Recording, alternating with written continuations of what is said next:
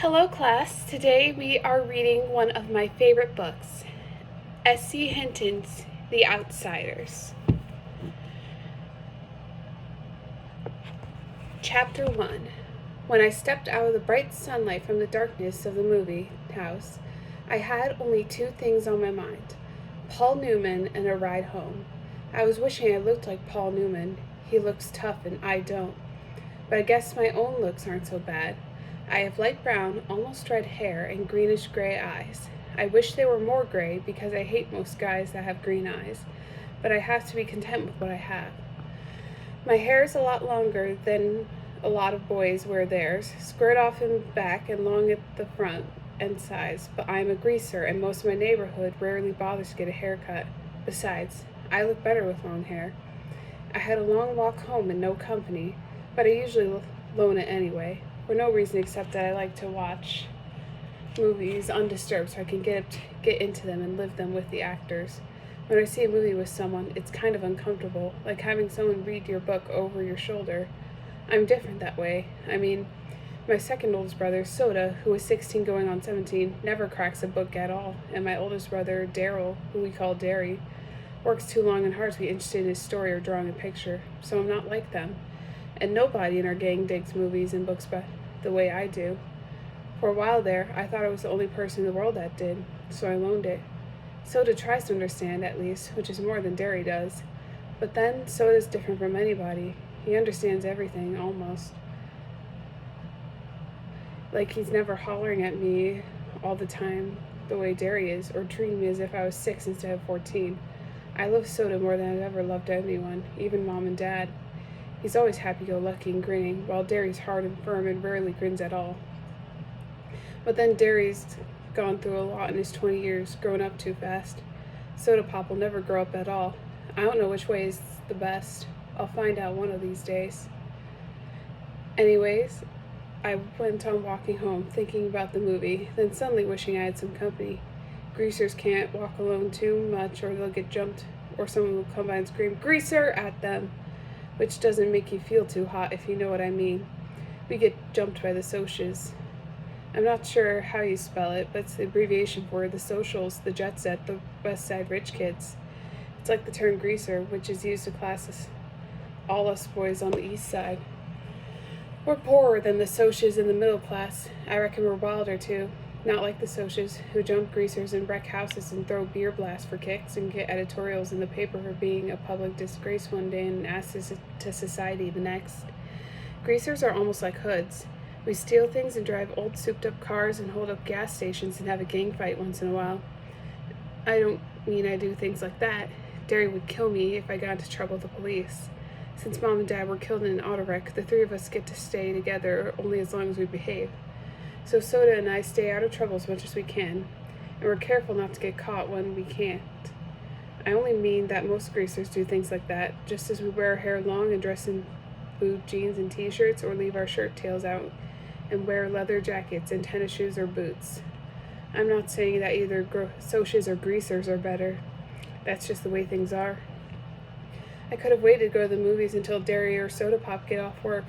They would have gone with me, or driven me there, or walked along, although Soda can't sit still long enough to enjoy a movie, and they bore Derry to death. Derry thinks his life is enough without inspecting other people's. Or I could have gotten one of the gang to come along, one of the 4 boys Derry and Soda and I have grown up with and consider family. We're almost as close as brothers. When you grow up in a tight-knit neighborhood like ours, you get to know each other real well. If I had thought of it, I could have called Derry and he would have come by on his way home and picked me up. Or Two-Bit Matthews, one of our gang, would have come to get me if I had asked him. Sometimes I just don't use my head. It drives my brother Derry nuts when I do stuff like that, because I'm supposed to be smart. I make good grades and I have a high IQ and everything, but I don't use my head. Besides, I like walking. I about decided I didn't like it so much though, when I spotted that red Corvair trailing me. I was almost 2 blocks from home then, so I started walking a little faster. I'd never been jumped, but I'd seen Johnny after 4 Socias got a hold of him, and it wasn't pretty. Johnny was scared of his own shadow after that. Johnny was 16 then. I knew it wasn't any use, though, the fast walking. I mean, even before the Corvair pulled up beside me and 5 socials got out. I got pretty scared. I'm kind of small for 14, even though I have a good build. And those guys are bigger than me. I automatically hitched my thumbs into my jeans and slouched, wondering if I could get away if I made a break for it. I remembered Johnny, his face all cut up and bruised, and I remembered how he'd cried when we found him half conscious in the corner lot. Johnny had it awful rough at home. It took a lot to make him cry. I was sweating something fierce, although it was cold. I could feel my palms getting clammy and the perspiration running down my back. I get like that when I'm real scared. I glanced around for a pop bottle or a stick or something. Steve Randall, Soda's best buddy, had once held off 4 guys with the busted pop bottle, but there was nothing. So I stood there like a bump on a log when they surrounded me. I don't use my head. They walked around slowly, silently, smiling. "Hey, Grease," one said in an over-friendly voice. "We're going to do you a favor, Greaser. We're going to cut all that long, greasy hair off." He had on a Madras shirt. I can still see it. Blue Madras. One of them laughed, then cussed me out in a low voice. I couldn't think of anything to say. There isn't a whole lot you can say while waiting to get mugged, so I kept my mouth shut. "Need a haircut, Greaser?" The medium-sized blonde pulled a knife out of his back pocket and flipped the blade open. I finally thought of something to say. "No." I was backing up, away from that knife. Of course, I backed right into one of them. They held me down in a second. They had my arms and legs pinned down, and one of them was sitting on my chest with his knees on my elbows. "If you don't think that hurts, you're crazy." I could smell English leather, shaving lotion, stale tobacco, and I wondered foolishly how I'd suffocate before they did anything. I was scared so bad, I was wishing I would. I fought to get loose, and almost did for a second. Then they tightened up on me, and the one on my chest slugged me a couple times. So I lay still, swearing at them between gasps. A blade was held against my throat. I'd like that haircut to begin just below the chin. It occurred to me that they could kill me. I went wild. I started screaming for soda, dairy, anyone. Someone put his hand over my mouth, and I bit it as hard as I could, tasting the blood running through my teeth. I heard a muttered curse and got slugged again. And they were stuffing a handkerchief in my mouth. One of them kept saying, "Shut him up, for Pete's sake, shut him up." Then there were shouts and the pounding of feet, and the socials jumped up and left me lying there gasping. I lay there and wondered what in the world was happening. People were jumping over me and running by me, and I was too dazed to figure it out. Then someone had me under the armpits and was hauling me to my feet. It was Derry. "Are you all right, pony boy?" He was shaking me, and I wished he'd stop. I was dizzy enough anyway. I could tell it was Derry, though, partly because of the voice and partly because Derry's always rough with me without meaning to be. "I'm okay. Quit shaking me, Derry. I'm okay." He stopped instantly. "I'm sorry." He wasn't, really. Derry isn't ever sorry for anything he does. It seemed funny to me that he should look just exactly like my father and act exactly the opposite from him. My father was only 40 when he died, and he looked 25, and a lot of people thought Derry and Dad were brothers instead of father and son. But they only looked alike. My father was never rough with anyone without meaning to be. Derry's 6'2" and broad-shouldered and muscular. He has dark brown hair that kicks out in front and a slight cowlick in the back, just like Dad's. But Derry's eyes are his own. He's got eyes that are like 2 pieces of pale blue-green ice. They got a determined set to them like the rest of him. He looks older than 20, tough, cool, and smart. He'd be real handsome if his eyes weren't so cold. He doesn't understand anything that's not plain hard fact, but he uses his head. I sat down again, rubbing my cheek, where I'd been slugged the most. Derry jammed his fists in his pockets. "They didn't hurt you, did they?" "They did." I was smarting and aching, and my chest was sore, and I was so nervous. My hands were shaking. I wanted to start bawling, but you just don't say that to Derry. "I'm okay." Soda Pop came loping back.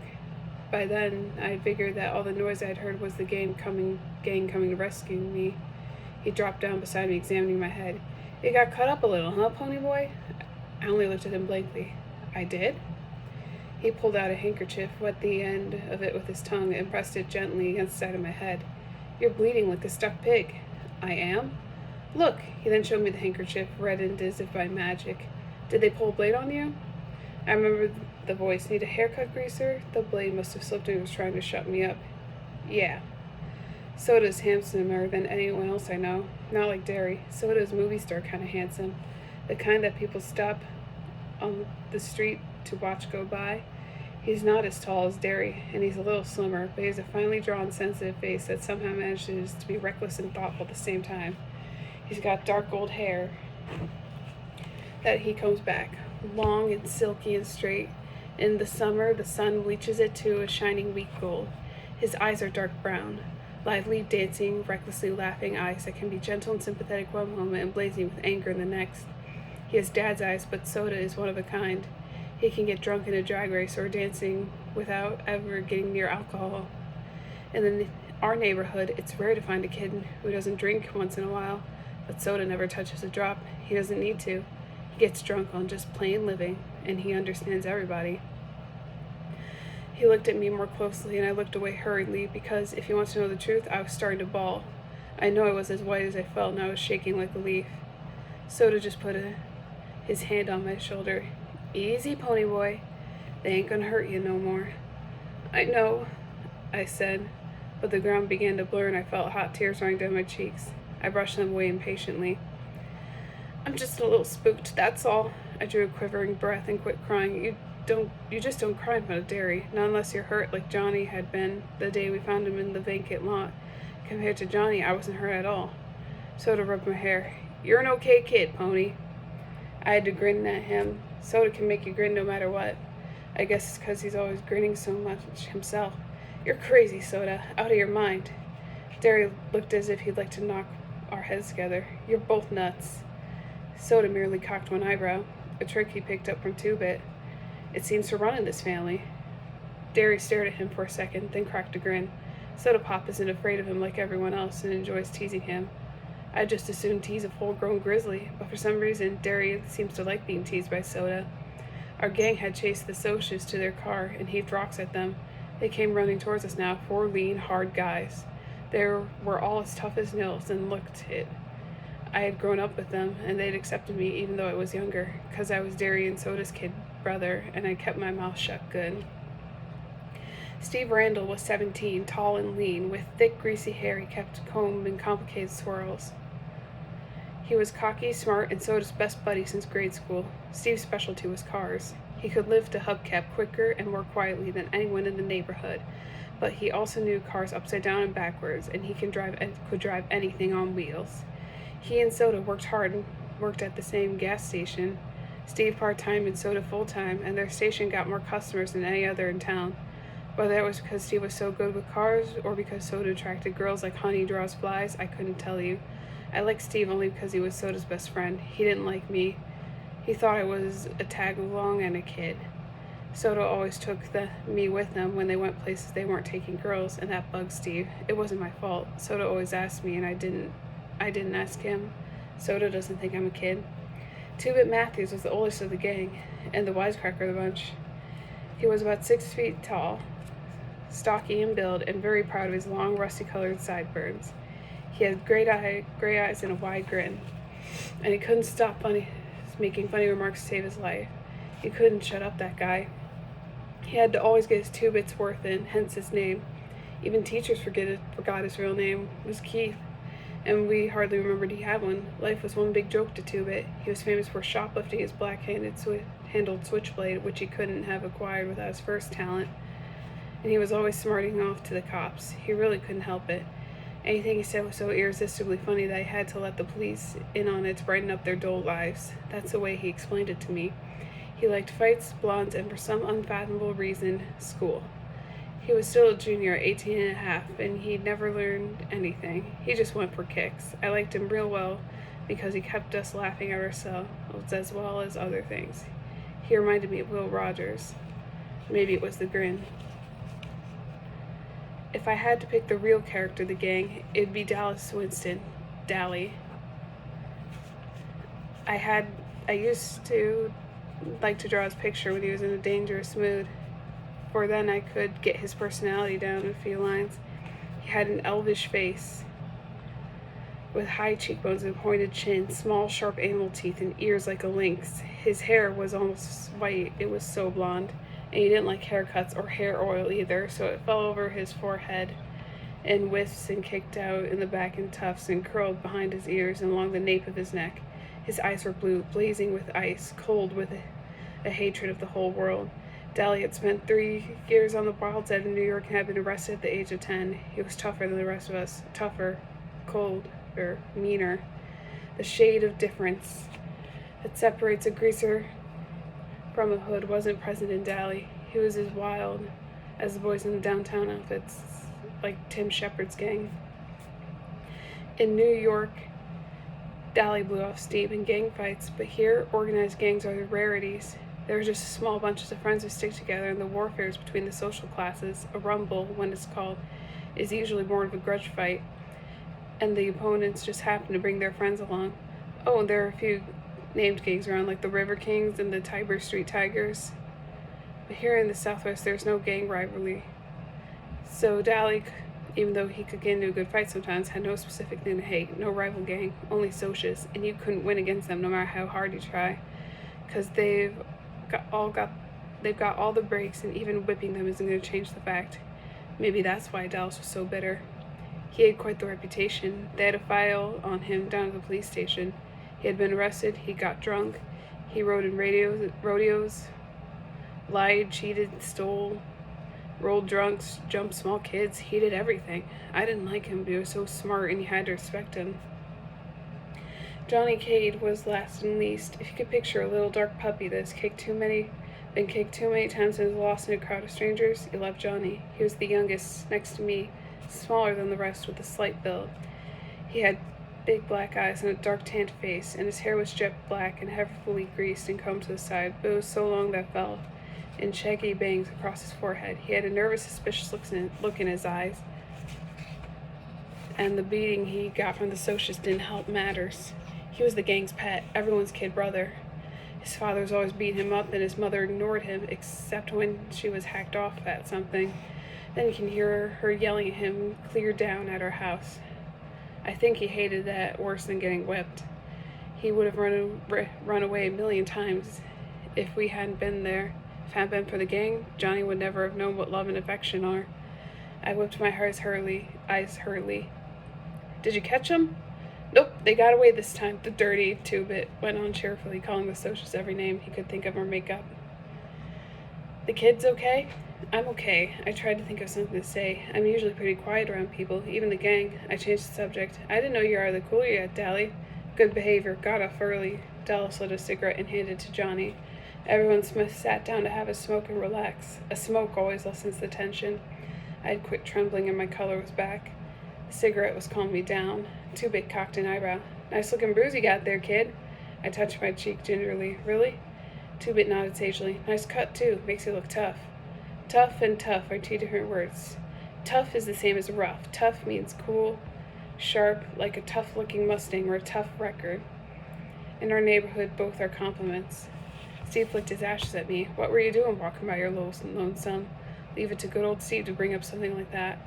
I was coming home from the movies. I didn't think. You don't ever think, Derry broke in. Not at home or anywhere where it counts. You must think at school with all those good grades you bring home. You always got your nose in a book, but you don't. But do you ever use your head for common sense? No siree, bub.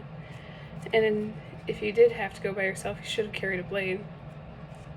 I just stared at the hole in the toe of my tennis shoe. Me and Derry didn't dig each other. I never could please him. He would have hollered at me for carrying a blade if I had carried one. If I had brought home B's, he wanted A's. If I got A's, he wanted to make sure they stayed A's.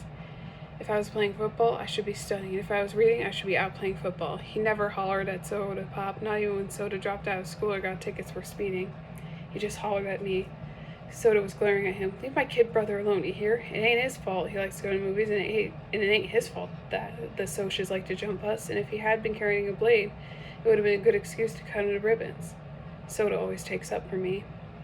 Derry said impatiently, when I want my kid brother to tell me what to do with my other kid brother, I'll ask you, kid brother, but he laid off on me. He always does when Soda Pop tells him to, most of the time. Next time, get one of us to go with you, Ponyboy, Two-Bit said. Any of us will. Speaking of movies, Dally yawned, flipping away his cigarette butt. I'm walking over to the Nightly Double tomorrow night. Anyone want to come and hunt some action? Steve shook his head. Me and Soda are picking up Evie and Sandy for the game. He didn't need to look at me the way he did right then. I wasn't going to ask if I could come. I'd never tell Soda because he really likes Steve a lot, but sometimes I can't stand Steve Randall. I mean it. Sometimes I hate him. Derry sighed, just like I knew he would. Derry never had time to do anything anymore. I'm working tomorrow night. Dally looked at the rest of us. How about y'all? Two-Bit? Johnny Cake, you and Pony want to come? Me and Johnny will come, I said. I knew Johnny wouldn't open his mouth unless he was forced to. Okay, Derry? Yes, since it ain't a school night, Derry was real good about letting me go places on weekends. On school nights, I could hardly leave the house. I was planning on getting boozed up tomorrow night, Two-Bit said. If I don't, I'll walk over and find y'all. Steve was looking at Dally's hand. His ring, which he had rolled a drunk senior to get, was back on his finger. You break up with Sylvia again? Yeah, and this time it's for good. That little broad was two-timing me again when I was in jail. I thought of Sylvia and Evie and Sandy and Two-Bit's many blondes. They were only the kind of girls that would look at us, I thought. Tough, loud girls who wore too much eye makeup and giggled and swore too much. I liked Soda's girl Sandy just fine, though. Her hair was natural blonde and her laugh was soft, like her china blue eyes. She didn't have a real good home or anything and was our kind, Greaser, but she was a real nice girl. Still, lots of times I wondered what other girls were like. The girls who were bright-eyed and had their dresses a decent length and acted as if they'd like to spit on us if given the chance. Some were afraid of us. And remembering Dallas Winston, I didn't blame them. But most of us looked at us like we were dirt, gave us the same kind of look the Socias did when they came by in their Mustangs and Corvairs and yelled "Grease" at us. I wondered about them, the girls I mean. Did they cry when their boys were arrested like Evie did when Steve got hauled in? Or did they run out on them the way Sylvia did Dallas? But maybe their boys didn't get arrested or beaten up or busted up in rodeos. I was still thinking about it while I was doing my homework that night. I had to read Great Expectations for English. And that kid Pip, he reminded me of us. The way he felt marked lousy because he wasn't a gentleman or anything. And the way girls kept looking down on him. That happened to me once. One time in biology, I had to dissect a worm and the razor wouldn't cut, so I used my switchblade. The moment I flicked it out, I forgot what I was doing or would have never done it. The girl right next to me kind of guessed and said, "They are right, you are a hood." It didn't make me feel so hot. There were a lot of socials in that class. I get put into A classes because I'm supposed to be smart, and most of them thought it was pretty funny. I didn't, though. She was a cute girl. She looked real good in yellow. We deserve a lot of our trouble, I thought. Dallas deserves everything he gets, and should get worse, if you want the truth. And Two-Bit, he doesn't really want or need half the things he swipes from stores. He just thinks it's fun to swipe everything that isn't nailed down. I can understand why Soda Pop and Steve get into drag races and fight so much, though. Both of them have too much energy, too much feeling, with no way to blow it off. "Rub harder, Soda," I heard Derry mumbling. "You're gonna put me to sleep." I looked through the door. Soda Pop was giving Derry a back rub. Derry is always pulling muscles. He roofs houses and he's always trying to carry 2 bundles of roofing up the ladder. I knew Soda would put him to sleep because Soda can put about anyone out when he sets his head to it. He thought Derry worked too hard anyway. I did too. Derry didn't deserve to work like an old man when he was only 20. He had been a real popular guy in school. He was captain of the football team and had been voted Boy of the Year. But we just didn't have the money for him to go to college, even with the athletic scholarship he won. Now he didn't have time between jobs to even think about college, so he never went out anywhere and never did anything anymore except to work out at gyms and go skiing with some of his old friends sometimes. I rubbed my cheek where it had turned purple. I looked in the mirror and it did make me look tough.